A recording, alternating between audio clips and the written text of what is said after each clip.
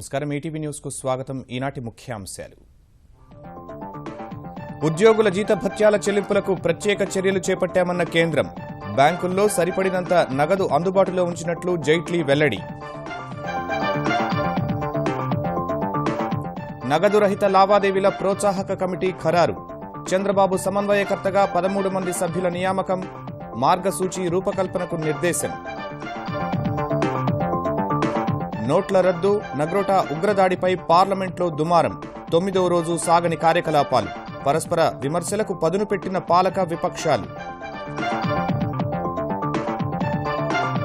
పర్యాటక వాణిజ్య వీసా నిబంధనలను సడలించిన కేంద్రం పీఓకే కాందిసీకుల కోసం 2,000 కోట్ల రూపాయలతో అభివృద్ధి ప్యాకేజీకి కేబినెట్ ఆమోదం సినిమా థియేటర్లలో జాతీయ గీతాన్ని తప్పనిసరి చేసిన సుప్రీంకోర్టు ప్రతి ఆటకు ముందు ప్రదర్శించేలా చూడాలని కేంద్ర రాష్ట్ర ప్రభుత్వాలకు ఆదేశం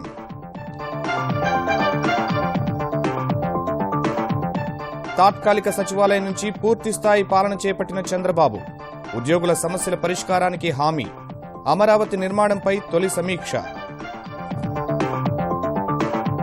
తెలంగాణ ప్రభుత్వ ముఖ్య సలహాదారుగా రాజీవ్ శర్మ సీఎస్గా పదవీ విరమణ రోజే నియమించిన కేసీఆర్ రాష్ట్ర నిర్మాణంలో కీలక పాత్ర పోషించారని కితాబు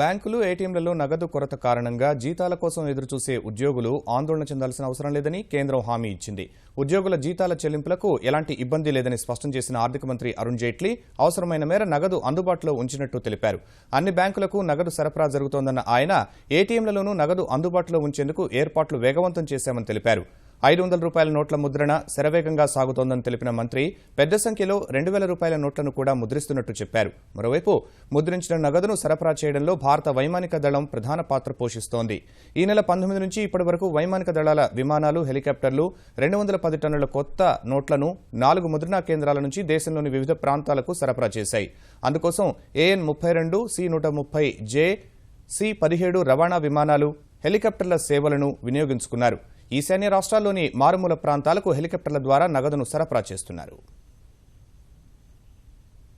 పెద్ద నోట్లు రద్దు తర్వాత జన్ధన్ ఖాతాల్లో భారీ ఎత్తున నగదు చేరడం అక్రమార్కులు నల్లధనం దాచుకునేందుకు ఈ ఖాతాలను ఉపయోగించుకుంటున్నారనే అనుమానాలు వ్యక్తమైన వేళ కేంద్రం కఠిన చర్యలకు ఉపక్రమించింది నవంబర్ 9 తర్వాత జన్ధన్ ఖాతాల్లో జమైన నగదు ఉపసంహరణపై రిజర్వ్ బ్యాంకు నిబంధనలు విధించింది వినియోగదారుడు ఎవరో తెలుసుకునే విధంగా కేవైసీ పత్రాలు సమర్పించి జన్ధన్ ఖాతాల నుంచి నెలకు 10,000 రూపాయల వరకు మాత్రమే ఉపసంహరించుకోవచ్చని స్పష్టం చేసింది ఖాతాలు సక్రమంగా ఉండడం సహా ఉపసంహరణలు కూడా సక్రమమైతే ప్రస్తుతం అమల్లో ఉన్న పరిమితుల ప్రకారం మరింత నగదు తీసుకునేందుకు బ్యాంకు మేనేజర్లు అనుమతిస్తారని పేర్కొంది కేవైసీ పత్రాలు సమర్పించని వారు మాత్రం నెలకు 5,000 రూపాయలు మాత్రమే జన్ధన్ ఖాతాల నుంచి ఉపసంహరించుకునే వీలుంటుంది ఈ నిబంధనల ద్వారా అక్రమార్కులు తమ నల్లధనం దాచుకునేందుకు జన్ధన్ ఖాతాలను ఉపయోగించుకోకుండా కట్టడి చేసే వీలుంటుందని అధికారులు భావిస్తున్నారు పెద్ద నోట్ల రద్దు తర్వాత నల్లధనాన్ని అరికట్టే చర్యలను కేంద్రం మరింత ముమ్మరం చేసింది కరెన్సీ మార్పిడి సంస్థలు హవాలా డీలర్ల వద్ద నల్లధనం ఎక్కువగా ఉండవచ్చనే అనుమానంతో ఎన్ఫోర్స్మెంట్ డైరెక్టరేట్ దేశవ్యాప్తంగా 40 చోట్ల సోదాలు నిర్వహించింది వివిధ నగరాల్లో 100 మందికి పైగా ఈడీ అధికారులు ఈ దాడుల్లో పాల్గొనగా తూర్పు ప్రాంతంలో మొత్తం 16 చోట్ల తనిఖీలు నిర్వహించారు కోల్కతాలో 6 భువనేశ్వర్ పారాదీప్ గౌహతిలో 2 చోట్ల ఈడీ అధికారులు తనిఖీలు చేశారు బంగాల్లో ఒక వైద్యుడి వద్ద నుంచి 10 లక్షల రూపాయల విలువైన కొత్త కరెన్సీ స్వాధీనం చేసుకున్నారు అదే ప్రదేశంలో 4 లక్షల రూపాయల విలువైన విదేశీ కరెన్సీ కూడా లభ్యమైంది రద్దయిన నోట్ల అక్రమ మార్పిడి కొత్త కరెన్సీ నోట్లను దాచిపెట్టి హవాలా మనీ లాండరింగ్ కార్యకలాపాలకు ఉపయోగించడం వంటి నేరాలపై ఈడీ అధికారులు దృష్టి పెట్టారు భారత ఆర్థిక వ్యవస్థను డిజిటల్ ఆర్థిక వ్యవస్థగా రూపాంతరీకరించాలని భావిస్తున్న కేంద్రం అందుకు మార్గసూచి రూపొందించేందుకు 13 మంది సభ్యులతో కమిటీని ఏర్పాటు చేసింది ముఖ్యమంత్రి చంద్రబాబు సమన్వయకర్తగా వ్యవహరించే ఈ కమిటీలో మొత్తం 6 ముఖ్యమంత్రులు సహా ఆర్థిక సాంకేతిక రంగానికి చెందిన ప్రముఖులు ఉంటారని వెల్లడించింది నగదు రహిత లావాదేవీల కోసం వివిధ దేశాలు అనుసరిస్తున్న విధానాలను అధ్యయనం చేసి భారత్కు సరిపడే విధానాన్ని రూపొందించాలని కోరింది ప్రజలను డిజిటల్ లావాదేవీల వైపు మళ్లించేందుకు చేపట్టాల్సిన చర్యలపై సలహాలు సూచనలు చేయాలని సూచించింది దేశంలో భారీగా పోగుపడిన నల్లధనాన్ని నిర్మూలించేందుకు పెద్ద నోట్లు రద్దు చేసిన కేంద్రం డిజిటల్ లావాదేవీలను ప్రోత్సహించేందుకు అనేక చర్యలు చేపడుతోంది. ఆ దిశలో దేశ ఆర్థిక వ్యవస్థను డిజిటల్ ఆర్థిక వ్యవస్థగా మార్చేందుకు అనుసరించాల్సిన విధివిధానాలపై సలహాలు సూచనలు చేసేందుకు రాజకీయ, సాంకేతిక, ఆర్థిక రంగానికి చెందిన 13 మంది ప్రముఖులతో కమిటీని నియమించింది. ముఖ్యమంత్రి చంద్రబాబు సమన్వయకర్తగా వ్యవహరించే ఈ కమిటీలో ఒడిశా ముఖ్యమంత్రి నవీన్ పట్నాయక్, మధ్యప్రదేశ్ సీఎం శివరాజ్ సింగ్ చౌహాన్, మహారాష్ట్ర ముఖ్యమంత్రి ఫడ్నవీస్, సిక్కిం సీఎం పీకే చామ్లింగ్, పుదుచ్చేరి ముఖ్యమంత్రి నారాయణస్వామితో పాటు నీతి ఆయోగ్ ఉపాధ్యక్షుడు అరవింద్ పనగడియా, సీఈఓ అమితాబ్ కాంత్ సభ్యులుగా వ్యవహరిస్తారు. వీరితో పాటు యుఐడిఏఐ మాజీ అధ్యక్షుడు Nandan Nilekani, Boston consultant group chairman Janmejaya Sinha, Netcore MD Rajesh Jain, iSPIRT సహ వ్యవస్థాపకుడు శరత్ శర్మ, ఐఐఎం అహ్మదాబాద్ ఆచార్యుడు జయంత్ వర్మ ప్రత్యేక ఆహ్వానితులుగా ఉంటారు. శుక్రవారం ఢిల్లీలో తొలి సమావేశం కానున్న ఈ కమిటీ డిజిటల్ లావాదేవీల్లో అంతర్జాతీయంగా అనుసరిస్తున్న విధివిధానాలపై అధ్యయనం చేస్తుంది. భారత్లో ప్రాథమికంగా డిజిటల్ ఆర్థిక వ్యవస్థను తీసుకొచ్చేందుకు వాటిలో ఏ విధానాలు అన్వయించుకోవాలో ప్రభుత్వానికి సలహా ఇస్తుంది. వివిధ డెబిట్, క్రెడిట్, రూపే కార్డులు సహా వాలెట్లు, ఇంటర్నెట్ బ్యాంకింగ్, యూపీఐ సహా బ్యాంకుల యాప్లతో డిజిటల్ లావాదేవీలను ఏడాదిలోగా పెంచేందుకు తీసుకోవలసిన చర్యలపై చంద్రబాబు బృందం మార్గసూచి సిద్ధం చేస్తుంది. ఈ తరహా ఆర్థిక వ్యవస్థ పట్ల ప్రజలను చైతన్యం చేయడం సహా దాని ద్వారా ఉనగూరే ప్రయోజనాలను ప్రజల్లోకి బలంగా తీసుకెళ్లేందుకు చేపట్టాల్సిన కార్యక్రమాలపై కూడా సూచనలు చేయనుంది. రాష్ట్రాల్లోని కార్యనిర్వాహక విభాగాలు డిజిటల్ విధానాన్ని అందిపుచ్చుకునేందుకు చేపట్టాల్సిన చర్యలను నివేదించనుంది. ఈ విధానంలో ఎదురయ్యే సవాళ్లు సహా పరిష్కారాలపై కూడా చంద్రబాబు బృందం సూచనలు చేయనుంది. అనుబంధ వ్యక్తులు, సంస్థలతో సంప్రదింపులు జరపడం సహా అధికారుల కమిటీ చేసిన సూచనల్లో లోటుపాట్లను గమనించి వాటిలో అవసరమైన వాటిని ఈ బృందం పరిగణలోకి తీసుకుంటుంది. కమిటీకి సంబంధించిన కార్యకలాపాలు, సమావేశాల నిర్వహణ, అవసరమైన మేరకు ఉపసంఘాలను ఏర్పాటు చేసుకోవడంపై చంద్రబాబు బృందానికి కేంద్రం పూర్తి స్వేచ్ఛను ఇచ్చింది. పెద్ద నోట్ల రద్దు, నగ్రోటా ఉగ్రదాడిపై విపక్షాల ఆందోళనలతో పార్లమెంట్ శీతాకాల సమావేశాలు ఇవాళ కూడా తుడిచిపెట్టిపోయాయి. పెద్ద నోట్ల రద్దుపై చర్చించి తప్పనిసరిగా ఓటింగ్ జరపాలని లోక్సభలో కాంగ్రెస్ పట్టుబట్టింది. ఓటింగ్కు ప్రభుత్వం నిరాకరించగా విపక్షాలు చేసిన ఆందోళనలతో దిగువ సభ దద్దరిల్లింది. పెద్ద నోట్ల రద్దుపై రాజ్యసభలోనూ నిరసన కొనసాగించిన కాంగ్రెస్ నగ్రోటా ఉగ్రదాడిపై రక్షణ మంత్రి ప్రకటన చేయాలని డిమాండ్ చేసింది. విపక్షాల ఆందోళనల మధ్య ఉభయ సభలు రేపటికి వాయిదా పడ్డాయి. పెద్ద నోట్ల రద్దుపై విపక్షాల ఆందోళనతో పార్లమెంటులో ప్రతిష్టంభన కొనసాగుతోంది. లోక్సభ ఉదయం సమావేశమయ్యాక ఇటీవల ఉప ఎన్నికల్లో గెలిచిన వారు పార్లమెంటు సభ్యులుగా ప్రమాణం చేసిన తర్వాత నగ్రోటా ఉగ్రదాడిని ప్రస్తావించిన కాంగ్రెస్ పక్షనేత మల్లికార్జున ఖర్గే అమరవీరులకు సంతాపం తెలపాలని డిమాండ్ చేశారు. నగ్రోటాలో ఇంకా గాలింపు చర్యలు కొనసాగుతున్నాయని, పూర్తి వివరాలు అందే వరకు సంతాప తీర్మానం చేయడం కుదరదని స్పీకర్ సుమిత్రా మహాజన్ స్పష్టం చేశారు. అందుకు నిరసనగా లోక్సభ నుంచి వాకౌట్ చేసిన విపక్ష నేతలు స్పీకర్ ప్రశ్నోత్తరాలు చేపట్టిన తర్వాత తిరిగొచ్చి పెద్ద నోట్ల రద్దుపై ఇచ్చిన వాయిదా తీర్మానంపై చర్చ చేపట్టాలని ఆందోళనకు దిగారు. ఈ గందరగోళం మధ్య లోక్సభ మధ్యాహ్నం 12 గంటల వరకు వాయిదా పడింది. తిరిగి సమావేశమైనా పరిస్థితిలో మార్పు రాలేదు. వాయిదా తీర్మానాల్ని పక్కనబెట్టి తప్పనిసరిగా ఓటింగ్ జరగాల్సిన నిబంధన కింద చర్చ చేపట్టాలని ఖర్గే డిమాండ్ చేశారు. అయితే పెద్ద నోట్ల రద్దు తర్వాత ప్రజలు ఎదుర్కొంటున్న ఇబ్బందులు తీరాలన్నదే అందరి అభిమతమని, ఆ అంశంపై ఓటింగ్ అవసరం లేదని కేంద్రం చెప్పగా విపక్షాలు తీవ్రంగా వ్యతిరేకించాయి. हम चर्चा करने के लिए तैयार हैं, आप बताइए, क्योंकि इसमें दो अलग आवाज नहीं हो सकते, पार्लियामेंट से दो सुर नहीं निकल सकते, यानी काले धन के खिलाफ पूरा देश है, पूरा सदन है, ऐसे मानते हैं, विपक्ष भी है। ऐसे जब है इसको वोटिंग के तहत डिवाइड करना, ये डिवाइडेड मैसेज देश को देना ये ठीक नहीं है, उचित नहीं है। हम आपसे बार बार यही विनती किए हैं, किसी भी प्रोविजन में डिबेट शुरू करो, उस पे वोटिंग हो जाए, मतदान हो जाए, हम उसके लिए तैयार हैं। और वो ये चाहते हैं कि हम भाग जा रहे हैं। अरे हम तो आपके हर सवाल का जवाब देने के लिए तैयार हैं, लेकिन आप भाग रहे हैं। విపక్షాలు ఆందోళన ఉధృతం చేయగా లోక్సభ మరోమారు వాయిదా తర్వాత తిరిగి గురువారానికి వాయిదా పడింది. రాజ్యసభలోనూ ఇదే పరిస్థితి కనిపించింది.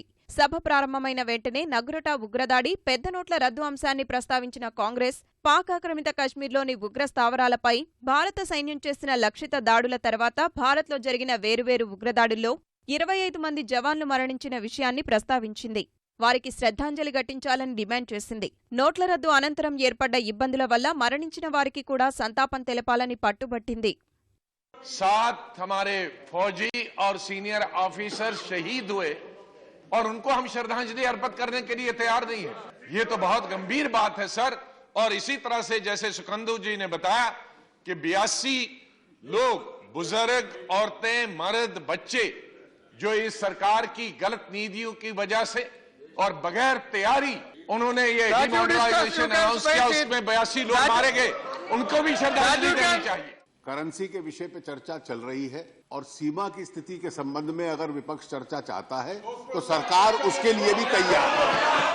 అయినప్పటికీ శాంతించని విపక్ష సభ్యులు రక్షణ మంత్రి సభకు వచ్చి నగ్రోటా ఉగ్రదాడిపై ప్రకటన చేయాలన్న డిమాండ్తో ఆందోళన కొనసాగించారు. ఈ క్రమంలో పలుమార్లు వాయిదా తర్వాత రాజ్యసభ గురువారానికి వాయిదా పడింది. నగదు కొరతను దృష్టిలో పెట్టుకుని ప్రభుత్వ ఉద్యోగులకు నవంబర్ నెల వేతనంలో 10,000 రూపాయలను నగదు రూపంలో ఇస్తామని ముఖ్యమంత్రి చంద్రబాబు తెలిపారు. విజయవాడలోని తన నివాసంలో మీడియాతో మాట్లాడిన ఆయన నగదు రహిత చెల్లింపుల్లో ఇబ్బందులు అధిగమించేందుకు కమిటీలు వేస్తామని ప్రకటించారు. డబ్బులు లేకపోయినా రేషన్ దుకాణాల్లో నిత్యావసరాలు అందేలా చూస్తామన్న చంద్రబాబు బ్యాంకుల్లో డబ్బులు లేవన్న వదంతులు వస్తే నమ్మొద్దని సూచించారు. అన్ని బ్యాంకుల దగ్గర సీనియర్ సిటిజన్స్ కి ఎవరైతే విభిన్న ప్రతిభావంతులు ఉన్నారో ఇలాంటి వాళ్ళకి సెపరేట్ కౌంటర్లు పెట్టి వాళ్ళకి ప్రత్యేకంగా ఈ డబ్బులు ఇవ్వడం, క్యూస్ అన్ని పెట్టి కరెక్ట్ గా వాళ్ళు కూడా చేయమని చెప్పి వాళ్ళకు కూడా ఆదేశాలు ఇచ్చాం. ఏదైతే మన దగ్గర ఉండే కరెన్సీని చాలా సమర్థవంతంగా రొటేట్ చేసుకుంటూ ఎవరికి ఆర్థిక లావాదేవీల్లో ఇబ్బందులు లేకుండా ఏమేం చేయాలనో అవి చేయడం కోసం ఎక్కడికక్కడ ఆదేశాలు ఇచ్చాం. ప్రతి ఒక్క బ్యాంకులో, ప్రతి ఒక్క డిపార్ట్మెంట్ లో, ప్రతి ఒక్కటి ఒక కంట్రోల్ రూమ్ పెట్టుకోమన్నాం.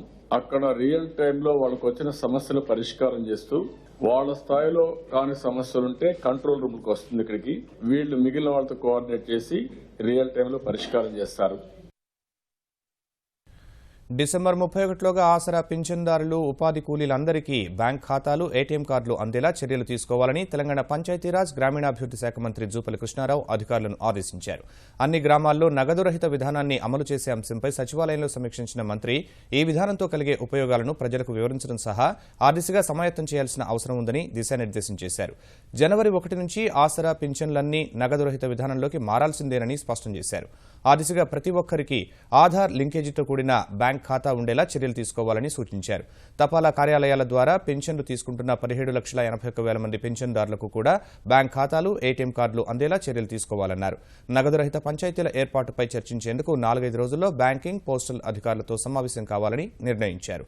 నగదు రహిత లావాదేవీల్లో భాగంగా అన్ని పంచాయతీలతో పాటు మహిళా సంఘాలకు కూడా స్వైపింగ్ మెషిన్లు అందుబాటులో ఉంచాలని భావిస్తున్నట్లు తెలిపారు. సినిమా థియేటర్లలో జాతీయ గీతాన్ని తప్పనిసరిగా ప్రదర్శించాలని సుప్రీంకోర్టు ఆదేశించింది. ప్రతి షోకి ముందు జాతీయ గీతం ప్రదర్శించాలని, ఆ సమయంలో తెరపై జాతీయ జెండా కనిపించాలని స్పష్టం చేసింది. థియేటర్లలో ఉన్న ప్రతి ఒక్కరూ లేచి నిలబడి జాతీయ జెండాను, జాతీయ గీతాన్ని గౌరవించాలని సర్వోన్నత న్యాయస్థానం ఆదేశించింది. ఈ మేరకు కేంద్ర ప్రభుత్వం అన్ని రాష్ట్రాలు, కేంద్రపాలిత ప్రాంతాలు వారం రోజుల్లోగా ఉత్తర్వులు జారీ చేయాలని తేల్చి చెప్పింది. ప్రతి పౌరుడు ఇది నా దేశం, ఇది నా మాతృభూమి అనే భావన కలిగి ఉండడం సహా జాతీయ గీతాన్ని గౌరవించాలనే స్పృహ ఉండాలని వ్యాఖ్యానించింది. సినిమా థియేటర్లలో జాతీయ గీతాన్ని ప్రదర్శించేటప్పుడు వాణిజ్య లాభాలను పొందరాదన్న సుప్రీంకోర్టు నాటకీయతకు తావు లేకుండా జాతీయ గీత ప్రదర్శన సాగాలని పేర్కొంది. అవాంఛిత వస్తువులపై జాతీయ గీతాన్ని ముద్రించరాదని సుప్రీం ధర్మాసనం ఆదేశించింది. సుప్రీంకోర్టు తీర్పును కేంద్ర సమాచార శాఖ మంత్రి వెంకయ్యనాయుడు స్వాగతించారు. ఈ నిర్ణయం ప్రజల్లో, ముఖ్యంగా యువతలో దేశభక్తి పరిడవిల్లేందుకు దోహదం చేస్తుందని అభిప్రాయపడ్డారు. ప్రపంచ స్థాయిలో అమరావతి నిర్మాణాన్ని వెలగపూడి సచివాలయం నుంచే ప్రారంభించాలని ముఖ్యమంత్రి చంద్రబాబు చెప్పారు. ఇవాళ వెలగపూడి తాత్కాలిక సచివాలయంలోని తన కార్యాలయం నుంచి పూర్తిస్థాయి పాలన ప్రారంభించిన చంద్రబాబు రాజధాని నిర్మాణ పనులపై మంత్రులు, అధికారులతో సమీక్షించారు. అమరావతి చుట్టూ వివిధ చుట్టుకొలతల్లో వచ్చే 3 అంతర్వలయ రహదారులకు సంబంధించి అధికారులను అడిగి వివరాలు సేకరించారు. రాజధాని నిర్మాణంలో జాప్యం ప్రదర్శించడం వల్ల వ్యయభారం పెరుగుతుందన్న ముఖ్యమంత్రి ఏ దశలోనూ ప్రైవేట్ సంస్థలు సహా ప్రభుత్వ సంస్థలు అశ్రద్ధ వహించరాదన్నారు. అంతకుముందు ముఖ్యమంత్రి సచివాలయానికి వచ్చిన సమయంలో ఉద్యోగులు ఆయనకు ఘన స్వాగతం పలికారు. ఉద్యోగుల సమస్యలన్నీ పరిష్కరిస్తానని బాబు వారికి హామీ ఇచ్చారు. మనమందరం కుటుంబం, ఫ్యామిలీ, నేను హెడ్ ఆఫ్ ది ఫ్యామిలీ. ఆ విషయం మీరు గుర్తుపెట్టుకోవాలి. మీకు ఎవ్వరికి ఏ ఇబ్బంది లేకుండా చేసే బాధ్యత నాది. ప్రజలకు ఏ ఇబ్బంది లేకుండా పనులు చేసే బాధ్యత మీరు తీసుకుంటారని చెప్పి మరొకసారి ఆశిస్తూ దేశానికే ఒక ఆదర్శమైన పాలన ఇద్దాం, పర్ఫెక్ట్గా చేద్దాం, టెక్నాలజీని బాగా ఉపయోగించుకుందాం. దానివల్ల మనకి ఇబ్బందులు చాలా వరకు తగ్గే అవకాశం ఉంటుంది. ఆంధ్రప్రదేశ్కు కేంద్రం ప్రకటించిన ప్రత్యేక ప్యాకేజీకి ఈ సమావేశాలు ముగిసేలోగా చట్టబద్దత కల్పించేందుకు ఒత్తిడి పెంచాలని తెలుగుదేశం పార్లమెంటరీ పార్టీ నిర్ణయించింది. ఢిల్లీలోని కేంద్ర శాస్త్ర సాంకేతిక మంత్రి సుజనా చౌదరి నివాసంలో సమావేశమైన తెలుగుదేశం ఎంపీలు చట్టబద్దత విషయంలో అవసరమైతే ప్రధానిని కూడా కలవాలనే నిర్ణయానికి వచ్చారు. లోక్సభలోనూ ఎంపీలు ఈ అంశంపై ఆంధ్రప్రదేశ్ ప్రజల ఆందోళనను తెలియజేశారు. విశాఖకు రైల్వే జోన్ అంశంపై వచ్చే వారం రైల్వే మంత్రి సురేష్ ప్రభుతో కూడా భేటీ కానున్నట్లు సుజనా చౌదరి తెలిపారు. తెలంగాణలో భారీగా ఐఏఎస్ అధికారుల బదిలీలు జరిగాయి. 20 మంది అధికారులను బదిలీ చేస్తూ ప్రభుత్వం ఉత్తర్వులు జారీ చేసింది. రెవెన్యూ శాఖ ప్రత్యేక ప్రధాన కార్యదర్శిగా ఎంజీ గోపాల్, ఇంధన శాఖ ప్రత్యేక ప్రధాన కార్యదర్శిగా అజయ్ మిశ్రా, బీసీ సంక్షేమ శాఖ ముఖ్య కార్యదర్శిగా అశోక్ కుమార్, ఎక్సైజ్ ముఖ్య కార్యదర్శిగా సోమేష్ కుమార్, గిరిజన శాఖ కార్యదర్శిగా మహేష్ దత్ను నియమించారు. భూ పరిపాలన శాఖ ప్రధాన కమిషనర్గా సీఎస్ ప్రదీప్ చంద్రకు అదనపు బాధ్యతలు కట్టబెట్టారు. తెలంగాణ తొలి ప్రభుత్వ ప్రధాన కార్యదర్శిగా పనిచేసి పదవీ విరమణ పొందిన రాజీవ్ శర్మను కేసీఆర్ సర్కారు సరికొత్త బాధ్యతలు అప్పగించింది. కొత్త సీఎస్గా ప్రదీప్ చంద్రను ఇప్పటికే నియమించగా రాజీవ్ శర్మను ప్రభుత్వ ముఖ్య సలహాదారుగా నియమిస్తున్నట్లు ఆయన ఆత్మీయ వీడ్కోలు సభలో ముఖ్యమంత్రి కేసీఆర్ ప్రకటించారు. సీఎస్గా రాజీవ్ శర్మ వీడ్కోలు సభకు ముఖ్యమంత్రితో పాటు పలువురు మంత్రులు, వివిధ శాఖల ఉన్నతాధికారులు హాజరై ఆయన్ను ఘనంగా సత్కరించారు. యాదాద్రి సహా తెలంగాణలోని ప్రముఖ పుణ్యక్షేత్రాల నుంచి వచ్చిన వేద పండితులు ఆయన్ని ఆశీర్వదించారు. కొత్త రాష్ట్రంలో ఎదురైన ఎన్నో జటిలమైన సవాళ్లను అధిగమిస్తూ రాజీవ్ శర్మ అద్భుతంగా పనిచేశారని కొనియాడిన కేసీఆర్ సమగ్ర కుటుంబ సర్వే, కొత్త జిల్లాల ఏర్పాటు ప్రక్రియలో కీలక పాత్ర పోషించారని అభినందించారు. ముఖ్యమంత్రి తనపై ఉంచిన నమ్మకానికి రుణపడి ఉంటారన్న రాజీవ్ శర్మ కొత్త బాధ్యతల్ని సమర్థంగా నిర్వహిస్తారని తెలిపారు. రాష్ట్రం నుంచి ఎదురైనటువంటి సవాళ్లు అధికారుల పంపిణీ విషయంలో కావచ్చు, కరెంటు మనకి ఇచ్చే విషయంలో కావచ్చు, అటువంటి అనేకమైనటువంటి విపత్కర పరిస్థితుల్లో కూడా రాజీవ్ శర్మ గారు ఎప్పుడు ఇరిటేట్ కాకపోయేది.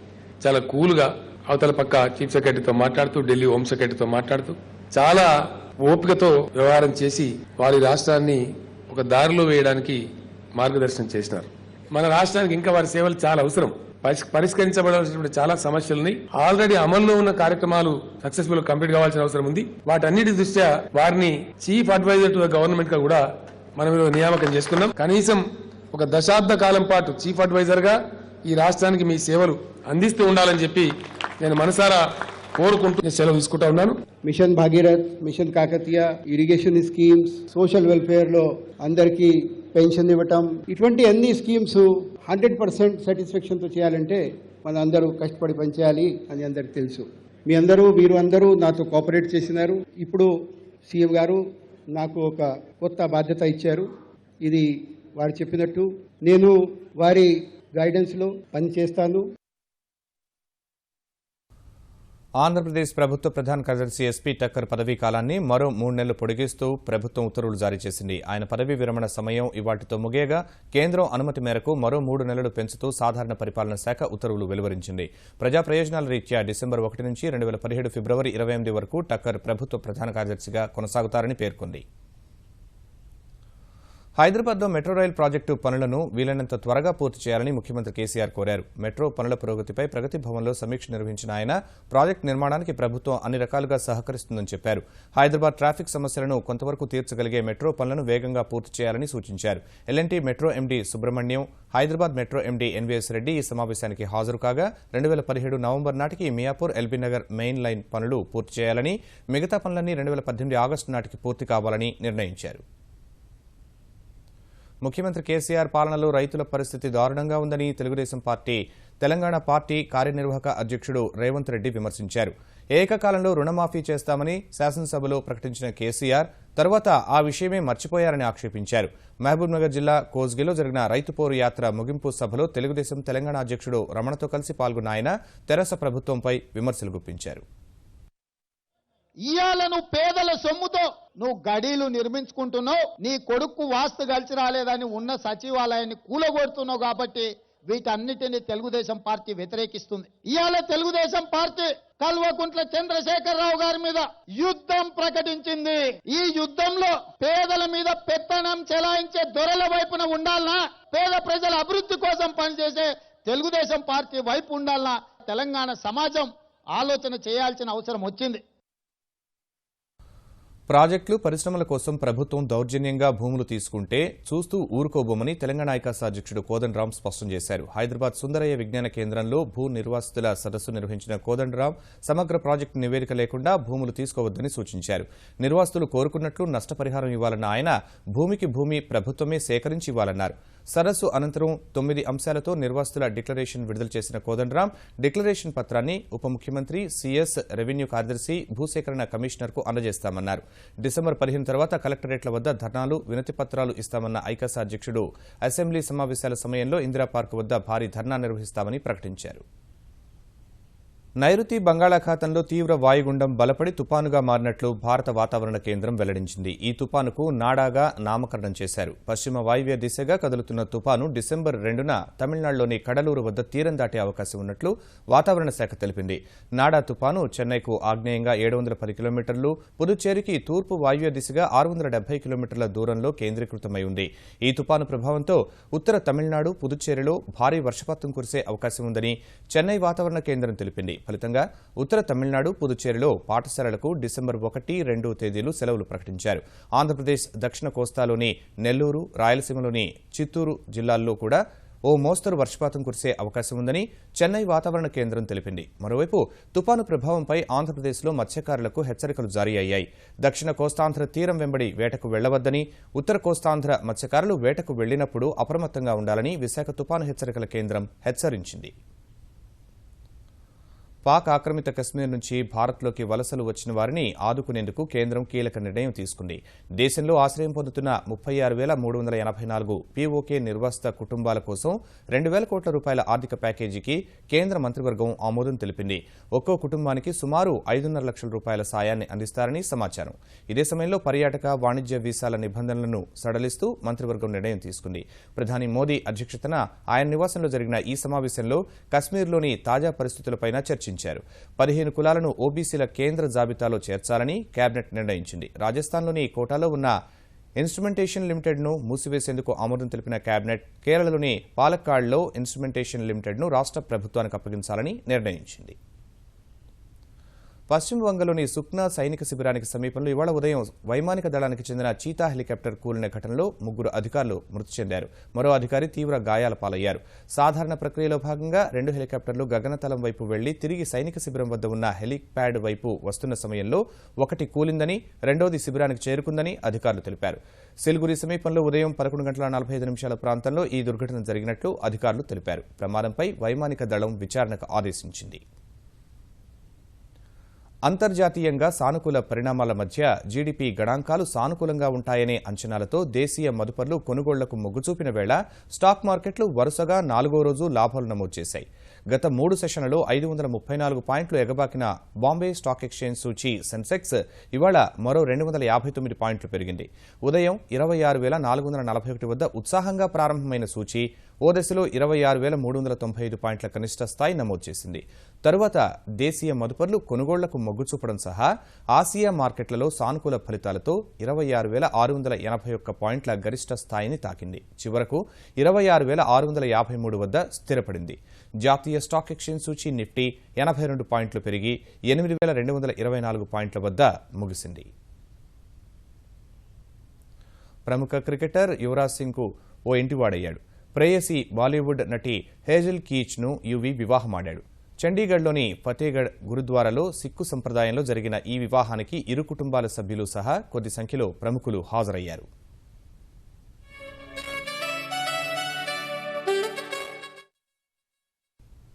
ఈటీవీ న్యూస్ సమాప్తం. నమస్కారం.